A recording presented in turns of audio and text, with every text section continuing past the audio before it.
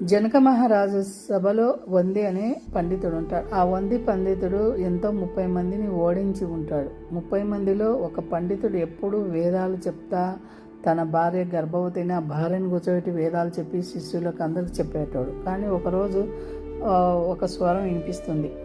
నువ్వు చెప్పడమేనా, ఒకటన్నా పాటించేది ఏంది అని క్వశ్చన్ అడుగుతారు. ఎక్కడి నుంచి వస్తుందా ఈ స్వరం అని చూస్తే కడుపులో నుంచి వస్తుంది. అయితే నువ్వు బయటికి రాకముందే ఇన్ని క్వశ్చన్లు వేస్తున్నావు బాలక, నువ్వు అష్టవంకరులతో పుట్టని చెప్పిస్తాడు. జనక మహారాజు సుఖమహర్షికే విద్యాబోధన చేసిన మహారాజు ఆయన. అష్టవంకర తండ్రి జలసమాధి అయింటాడు కదా, నాకు తండ్రి కావాలని కొన్ని రోజులు పెద్ద అయినాక ఏడ్చి జనక మహారాజు సభకు పోయి ఆయనకు వందిని ఓడిస్తాడనమాట. ఓడించి వాళ్ళకందరికి పునర్జన్మ ప్రాప్తిస్తాడు. అలానే ఈ మహారాజుకు ఎట్లా మోక్షం పొందేది అని ఎన్నో చెప్తాయి. ఎందుకంటే ఆయన కడుపులో ఉన్నప్పుడు అన్ని విద్యలు అన్ని శాస్త్రాలు చదివినాడు కాబట్టి. అష్టవక్ర గీత.